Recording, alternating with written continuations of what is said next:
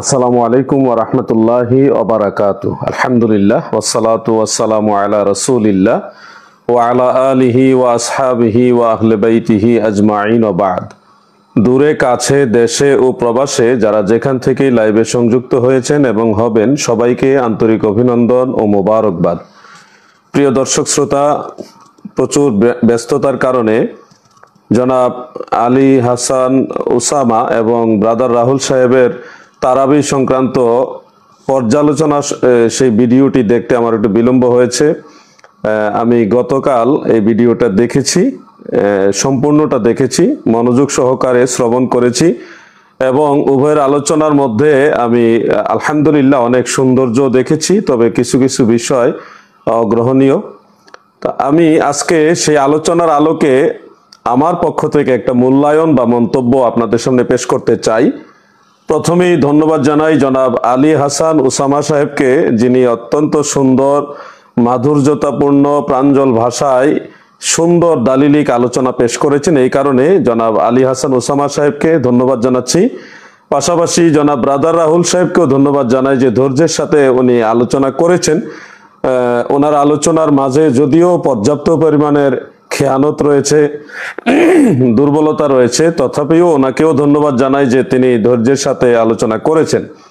তো আমি প্রথমে যে বিষয়টা আলোচনা করব যে আমাদের জনাব আলী হাসান উসামা সাহেব তিনি একটা দলিল প্রথমে সাবমিট করেছিলেন 20 রাকাত তারাবির পক্ষে, যেটা মুসান্নাফ ইবনে আবি শাইবার মধ্যে এবং অন্যান্য কিতাবের মধ্যেও আছে। حدثنا وقيع عن مالك بن أناس عن يحيى بن سعيد أن عمر بن الخطاب رضي الله عنه أمر رجلا يصلي بهم 20 ركعة। এখানে সনদে যে কয়টা রাবি রয়েছে প্রত্যেকেই সেকা, সর্বজন বিদিত প্রসিদ্ধ। ওয়াকি ইবনু জাররা তিনি একজন সেকা রাবি। মালিক ইবনে আনাস, ইমাম মালিক রহমতুল্লাহ আলাই উনি তো নিঃসন্দেহে সেকা রাবি। তারপরে ইয়াহিয়া ইবনে সাঈদ আল কাত্তান রাহিমাহুল্লাহ, তিনি জরাহ তাদিলের একজন বিখ্যাত মুহাদ্দিস ছিলেন, ইমাম ছিলেন, তিনার ব্যাপারে আর কথা বলার কোনো অবকাশ নেই। যে কথাটা এসেছিল যে ইয়াহিয়া ইবনে সাঈদ আল কাত্তান রহমতুল্লাহ আলাইহে তিনি হযরত উমর রাদিয়াল্লাহু আনহুর জামানা পাননি বা তিনাকে পাননি, তিনার সাথে সাক্ষাৎ প্রমাণিত হয়নি, তাহলে এই হাদিস মুত্তাসিল হচ্ছে না, মুনকাতি হচ্ছে।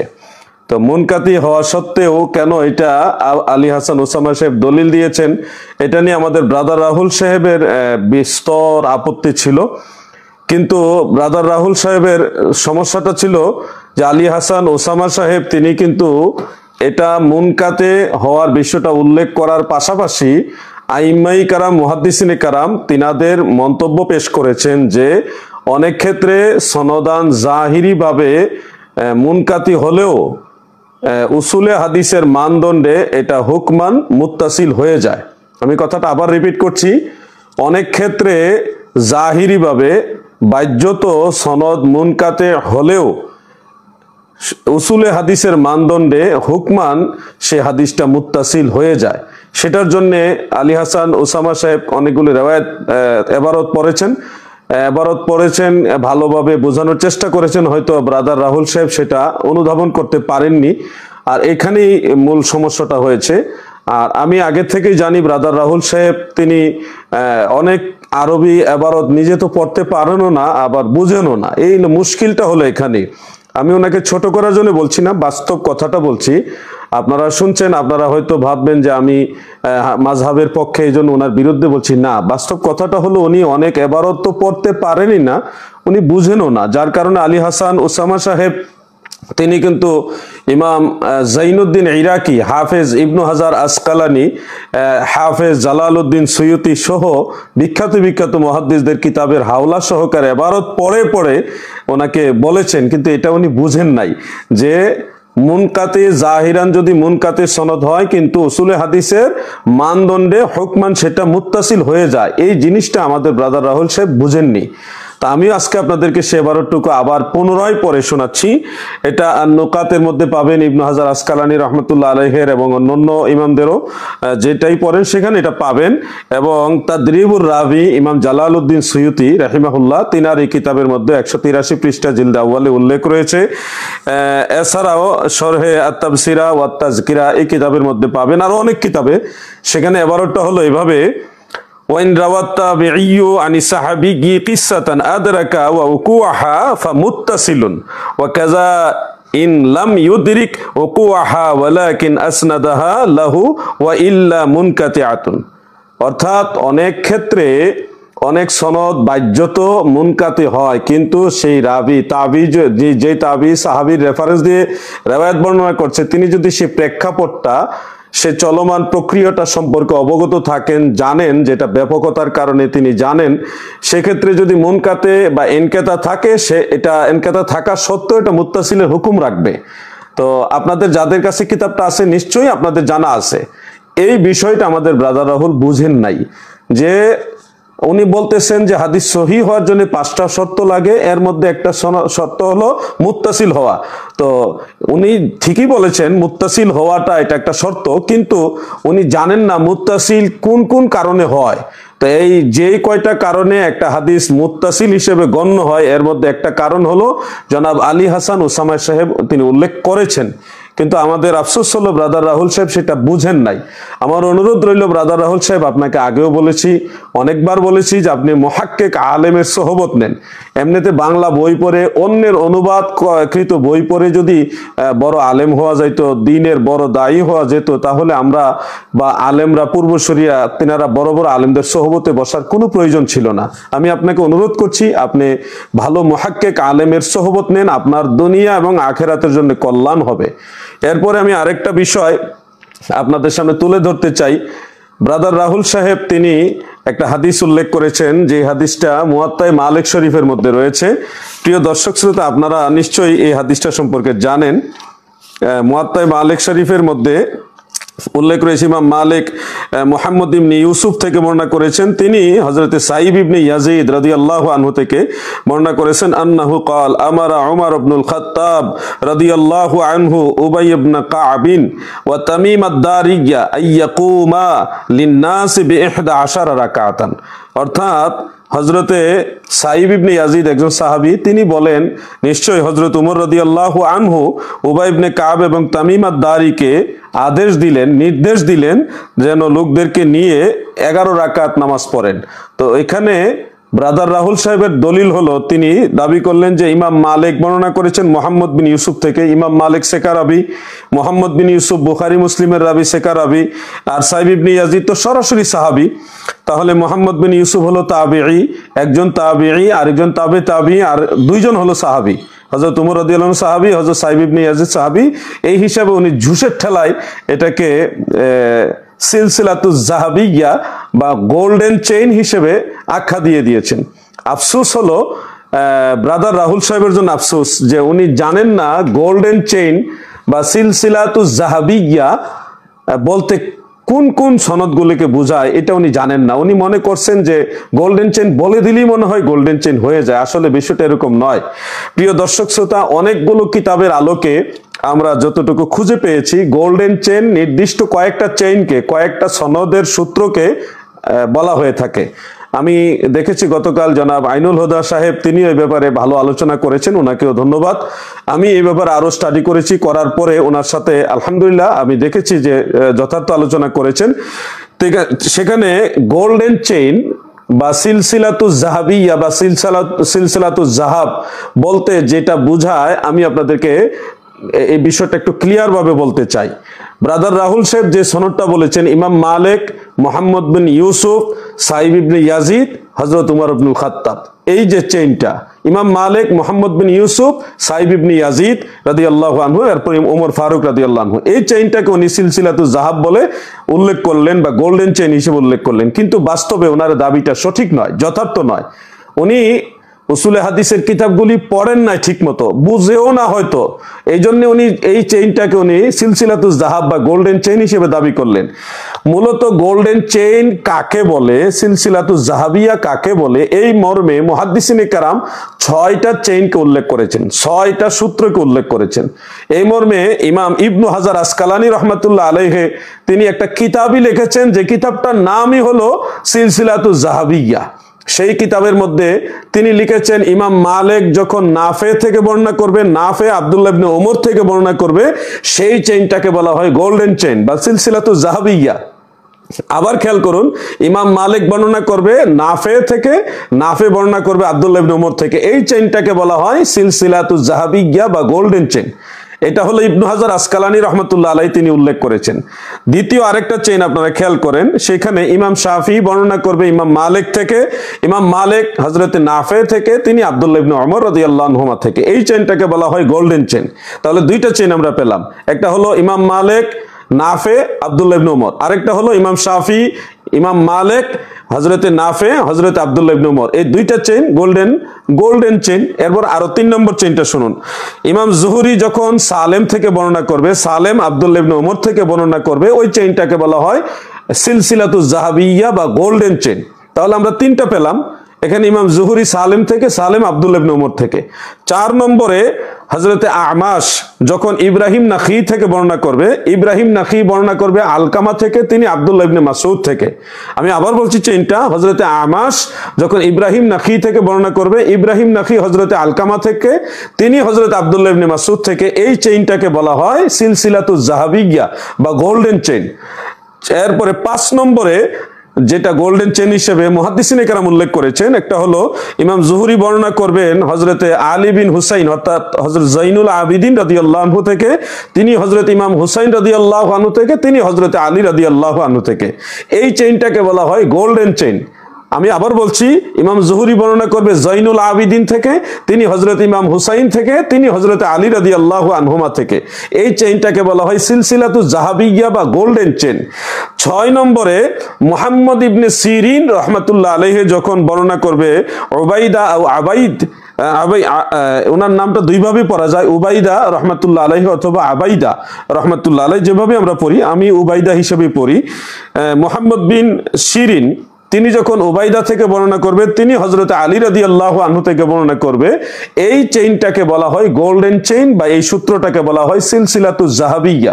আমি 6টা সূত্রের কথা আপনাদের কাছে উল্লেখ করলাম, এই 6টা সূত্র আমরা মুহাদ্দিসিনে কেরামের কাছ থেকে পেয়েছি, যেই সূত্রগুলোকে গোল্ডেন চেইন বলা হয়। আপনারা খেয়াল করে দেখেন, এই 6টা চেইনের মধ্যে, 6টা সূত্রের মধ্যে ইমাম মালিক মুহাম্মদ বিন ইউসুফ থেকে বর্ণনা করলে গোল্ডেন চেইন হবে, এই ধরনের কোনো সূত্র উল্লেখ নেই।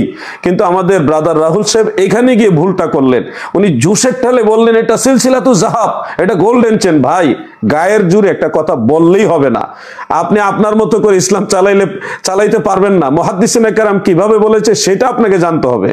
সিলসিলাতুজ যাহাব কাকে বলে, আসাহুল আসানিদ কাকে বলে, আপনাকে এটা জানতে হবে ভাই। আপনি নিজের মতো করে জানলে হবে না, মুহাদ্দিসিনে কেরামের কাছ থেকে জেনে নিতে হবে।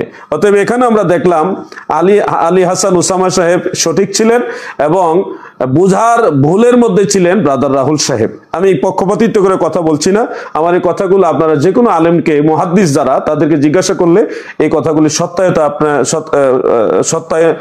সত্যতা আপনারা খুঁজে পাবেন ইনশাআল্লাহ। এরপরে আরেকটা বিষয়, জনাব আলী হাসান ওসামা সাহেব তিনি একটা উপমা দিতে যে একটা হাদিস তিনি ইন্ডিকেট করেছিলেন, ওটা দলিল হিসেবে তিনি উত্থাপন করেননি, জাস্ট উপমা দিতে গিয়ে সে হাদিসটা উল্লেখ করেছেন। সেই হাদিসটা হলো ইমাম দিয়াউদ্দিন মাকদিসি রহমাতুল্লাহ আলাইহি, ইমাম মাকদিসি নামে প্রসিদ্ধ, তিনি তিনার আল আহাদিসুল মুখতারা সেখানে 1161 নম্বর হাদিসের মধ্যে উল্লেখ করেছেন। হাদিসের মূল মতনটা হলো, আন উবাই ইবনে কাবিন আন্না উমারা রাদিয়াল্লাহু আনহু আমারা উবাইয়ান আইয়ুসাল্লিয়া বিন নাস ফি রমাদান ফি আখিরিল হাদিসে ফাসাল্লা বিহিম 20 রাকাতান। অর্থাৎ স্বয়ং উবাই ইবনে কাব রাদিয়াল্লাহু আনহু নিজেই বর্ণনা করতেছেন যে নিশ্চয়ই হযরত ওমর রাদিয়াল্লাহু আনহু আমারা উবাইয়ান, উবাই ইবনে কাবকে আদেশ করেছেন যে আইয়ুসাল্লিয়া বিন নাসে ফি রমাদান, রমজান মাসে লোকদেরকে নিয়ে নামাজ আদায় করার জন্য ফলে তিনি অর্থাৎ উবাই ইবনে কাব কত রাকাত নামাজ পড়েছেন সে হাদিসে স্পষ্ট উল্লেখ, ফাসাল্লা বিহিম 20 রাকাতান, অর্থাৎ তিনি লোকদেরকে নিয়ে 20 রাকাত পড়েছেন। এই হাদিসটা দেখেন, এই হাদিসের সনদের মান সম্পর্কে সেই আল হাদিসুল মুখতারা সেই কিতাবের মধ্যেই লেখা রয়েছে ইসনাদুহু হাসান, অর্থাৎ এটা হাসান সনদের হাদিস। হাসান সহিহ হাদিসেরই একটা প্রকার, যেটা সরাসরি সহির শর্তে পৌঁছায় না বিধায় হাসান বলা হয়েছে। আহকামের ক্ষেত্রে হাসান সনদের হাদিস হুজ্জত হয়, দলিল হয়। তো এই হাদিসটা আলী হাসান ওসামা সাহেব কিন্তু দলিল হিসেবে বলেননি, তিনি উপমা হিসেবে ব্রাদার রাহুল সাহেবকে বোঝানোর জন্য ইন্ডিকেট করেছিলেন। এই ইন্ডিকেট করেছিলেন মুজতারিব, এটা বোঝানোর জন্য। তো এই ইন্ডিকেট করার কারণে পরে আমাদের ব্রাদার রাহুল সাহেব তিনি কি করলেন, তিনি জোর করে এই হাদিসটাকে জয়ীফ বানিয়ে দিলেন। কিভাবে জয়ীফ বানালেন? এই হাদিসের সনদের মধ্যে একজন রাবি আছে, ওনার নাম হলো আবু জাফর আর রাজি। এই আবু জাফর আর রাজি সম্পর্কে ব্রাদার রাহুল সাহেব জোর করে একজন সম্ভবত বা দুইজন ইমামের রেফারেন্স দিয়ে বলে দিলেন উনি দুর্বল রাবি, উনি ত্রুটিযুক্ত রাবি, উনি মিথ্যাবাদী রাবি, এই ধরনের একটা বানিয়ে দিলেন জোর করে। কিন্তু এটা খেয়ানত, এটা জঘন্য খেয়ানত। আমি আপনাদেরকে বলছি এই আবু জাফর রাজি সম্পর্কে একদল মুহাদ্দিস ওনারা সেকা বলেছেন, বিশ্বস্ত সালেহ বলেছেন। যেমন আমি আপনাদের দুই একজনের নাম শোনাই। ইমাম আহমদ বিন হাম্বল রাহমাতুল্লাহ আলাইহি তাকে বলেছেন সালিহুল হাদিস। ইমাম ইয়াহইয়া ইবনে মাঈন রাহমাতুল্লাহ আলাইহি তিনাকে সেকা বলেছেন এবং সালেহ বলেছেন। ইমাম আলী ইবনে মাদিনী যিনি ইমাম বুখারীর উস্তাদ, তিনিও এই রাবিকে সেকা বলেছেন। মুহাম্মদ ইবনে আব্দুল্লাহ ইবনে আম্মার মাউসিলি রাহমাতুল্লাহ আলাইহি এই রাবিকে সেকা বলেছেন। এরপর ইমাম আবু হাতিম রাহমাতুল্লাহ আলাইহি তাকে সেকা সাদুক বলেছেন, সত্যবাদী এবং বিশ্বস্ত বলেছেন। ইমাম ইবনু আদি রাহমাতুল্লাহ আলাইহি বলেছেন লা বাসা বিহি, লাইসা বিহি বাসা, তার ব্যাপারে কোনো অসুবিধা নেই। এরপর ইমাম মুহাম্মদ ইবনে সাদ, ইমাম হাকিম, ইমাম ইবনু আব্দুল বার রাহিমাহুমুল্লাহ তিনারা সবাই এই রাবিকে সেকা বলেছেন। আমি তাহজিবুত তাহজিব এবং তাহজিবুল কামাল অন্যান্য কিতাব থেকে এগুলি পেয়েছি। তো এতজন ইমাম এই আবু জাফর আর রাজিকে সেকা, বিশ্বস্ত, সত্যবাদী বলতেছে, আর আমাদের ব্রাদার রাহুল সাহেব জোর করে সেটাকে জয়ীফ বানিয়ে দিতে চেয়েছেন। এটা কি ইলমের আমানতদারিতা? যে ইলম থাকলে না আমানতদারিতা করবে, এটাও তো একটা কথা। আসলে আমি বলবো যে ব্রাদার রাহুল সাহেব আপনার আরো অনেক জানার বাকি, অনেক কিছু। আপনি বাংলা অনুবাদ বই পড়ে পড়ে কথা বলেন, এটাই ধর্মের জন্য যথেষ্ট না, আরো অনেক কিছু আপনার জানা বাকি রয়েছে। এরপর আরেকটা কথা বলবো বলে আমি লাইভ থেকে বিদায় নিব, যে দাউদ বিন কায়েসের একটা রওয়ায়াত রয়েছে মুসান্নাফ আব্দুর রাজ্জাকের মধ্যে, যে রওয়ায়াতের মধ্যে 21 রাকাত এর কথা স্পষ্ট উল্লেখ রয়েছে। দাউদ বিন কায়েস সম্পর্কে দেখলাম আমাদের ব্রাদার রাহুল সাহেব তিনি দুর্বল রাবি হিসেবে তিনি আখ্যা দিয়ে দিলেন, কিন্তু আসলে এটাও আমানতদারিতা নয়, এটা খেয়ানত। দাউদ বিন কায়েস আস-সানাআনী তিনাকে ইমাম আবু হাতিম ইবনু হাব্বান রাহমাতুল্লাহ আলাইহি, ইমাম আহমদ বিন হাম্বল রাহমাতুল্লাহ আলাইহি তিনারা স্পষ্ট সেকা বলেছেন, বিশ্বস্ত রাবি বলেছেন। আর আমাদের ব্রাদার রাহুল সাহেব কোনো রেফারেন্স ছাড়া, কোনো সূত্র ছাড়া, কোনো ডকুমেন্ট ছাড়া তিনি বলে দিলেন এই রাবি দুর্বল, এই হাদিস দুর্বল, এটা গ্রহণ করা যাবে না। ভাই, কিতাবুল আন্দাজ দিয়ে ইসলাম চলবে না, আপনাকে রেফারেন্স দিয়ে কথা বলতে হবে। এইভাবে জাতির সামনে এসে যদি একটা প্রকাশ্যে লাইভে মিথ্যাচারিতা করেন, তাহলে আপনাদের কাছে আর কি আশা করা যায়? আপনারা কি মনে করেন যে আপনাদের কথাগুলি কোনো আলেম ওলামা শুনে না? বহু আলেম ওলামা কথাগুলি শুনেছে, এবং আলহামদুলিল্লাহ আমরা আরো আমাদের ইমানের নূর বেড়েছে যে আপনাদের মধ্যে কত দুর্বলতা, কত অজ্ঞতা, কত জেহালত। এজন্য আমরা আল্লাহর কাছে শুকরিয়া আদায় করি। প্রিয় দর্শক শ্রোতা, আমি সমালোচনার জন্য এই কথাগুলি বলছি না, আমি জাস্ট সবাইকে বোঝানোর জন্য এই বিষয়টা বলছি যে 20 রাকাত তারাবি এটা প্রমাণিত এবং প্রতিষ্ঠিত, সর্বজন বিদিত, প্রমাণিত, প্রতিষ্ঠিত। এটাকে নিয়ে কোনো ছল চাতুরি করার, তাল বাহানা করার কোনো সুযোগ নেই। শতাব্দীর পর শতাব্দী, যুগের পরে যুগ সমস্ত আইমাই কারাম এই বিষয়টাকে আমল করে এসছেন, এটা নিয়ে কোনো মতানৈক্য করার কোনো সুযোগ নেই। যেমন আমি একটা কথা বলতে চাই, হাফেজ ইবনে তাইমিয়া, যার মতাদর্শী আমাদের দেশে অসংখ্য লোক রয়েছে, হাফেজ ইবনে তাইমিয়া পর্যন্ত তিনার মাজমাউল ফাতাওয়া যেটা, সেটার মধ্যে 23তম খণ্ডের 112 পৃষ্ঠার মধ্যে লিখেছেন, ফাইন্নাহু কাদ সাবাতা আন্না উবাই ইবনে কাবিন কানা ইয়াকুমু বিন নাস 20 রাকাতান ফি কিয়াম রমাদান ওয়া ইউতিরু বিসালাস فرأى كثير من العلماء أن ذلك هو السنة لأنه أقامه بين المهاجرين والأنصار ولم ينكره منكر অর্থাৎ فإنه قد ثبت ইবনে তাইমিয়া বলতেছে সাবাত এটা প্রমাণিত রয়েছে যে আন্না উবাই ইবনে কাবিন হযরত উবাই ইবনে কাব রাদিয়াল্লাহু আনহু কানা ইয়াকুমু বিন নাস 20 রাকাতান লোকদেরকে নিয়ে 20 রাকাত পড়েছেন ইবনে তাইমিয়া বলতেছেন এটা প্রমাণিত হাফিজ ইবনে তাইমিয়া এটাকে বলছেন প্রমাণিত এরপরে তিনি বলতেছেন যে কাসীরুম মিনাল উলামা প্রচুর সংখ্যক ওলামায়ে কেরাম তিনারা সবাই এটা বর্ণনা করেছেন এবং তানারা বলেছেন এটা সুন্নাহ এরপরে লিখতেছেন লিআন্নাহু আকামাহু বাইনাল মুহাজিরিন ওয়াল আনসার এটা প্রতিষ্ঠিত হয়েছে মুহাজির এবং আনসার সাহাবীদের মাঝে ওয়ালাম ইউনকিরহু মুনকিরুন কোন সমালোচনাকারী বা কোন মুনকির এটার ব্যাপারে এনকার করেননি অর্থাৎ মুহাজির সাহাবী আনসার সাহাবী মাক্কি সাহাবী মাদানী সাহাবী যারা ওই সময় ছিলেন কেউ এটাকে নিয়ে কোনো এনকার করেননি এইজন্য এটাকে ইবনে তাইমিয়া এক ধরনের ইজমা হিসেবে সাব্যস্ত করলেন মোল্লা আলী কারি রাহমাতুল্লাহ আলাইহি বলেছেন আজমা আস-সাহাবাতু আলা আন্না তারাবিহ 20 রাকাতান সাহাবায়ে কেরামদের মধ্যে ইজমা হয়েছে যে তারাবি নামাজ হলো 20 রাকাত এটা প্রতিষ্ঠিত বিষয় অতএব আমার কাছে যতটুকু মনে হলো যে আলী হাসান ওসামা সাহেব তিনি যথার্থ চেষ্টা করেছেন বোঝানোর জন্য কিন্তু আসল বিষয়টা হলো বোঝানোর চেষ্টা করলে তো হবে না আপনি যাকে বোঝাচ্ছেন সে আপনার কথাগুলি বুঝবে কিনা তার সেই জ্ঞান আছে কিনা সেটাও আপনাকে জানতে হবে আমি এটুকু আশ্চর্য হই যে ব্রাদার রাহুল সাহেবরা ওই যে মুখস্থ তুতা পাখির মতো কিছু জিনিস এগুলি সাজিয়ে গুজিয়ে নিয়ে বসেছিলেন কিন্তু আলী হাসান ওসামা সাহেব যে পয়েন্টে কথা বলেছেন ওগুলি ব্রাদার রাহুল সাহেবের কমন পড়ে নাই তো এই জন্যই সমস্যা হয়ে গেছে তো যেগুলি পড়ে গেছে পরীক্ষার সময় কমন পড়লে আনা লিখতো পরীক্ষায় কমন না আসলে তার লেখা যায় না তো আলী হাসান ওসামা সাহেব এমন কিছু উসুল নিয়ে আসছেন যে উসুলগুলো আমাদের ব্রাদার রাহুল সাহেবের কমন পড়ে নাই এজন্য ভালোভাবে উনি কথাও বলতে পারেন নাই বলতেছে মুনকাতি আরে ভাই মুনকাতি সম্পর্কে আপনাকে আরো স্টাডি করতে হবে অনেক সহি হাদিস সনদে সহি কিন্তু মতনে দুর্বল হয় অনেক সহি সনদ কিন্তু মতনে দুর্বল হয় এবং সব সহি হাদিসও আমলযোগ্য নয় আপনাকে জানতে হবে যদি মানসুখ হাদিস হয় কিন্তু সনদ সহি তাও এটা আমল করা যাবে না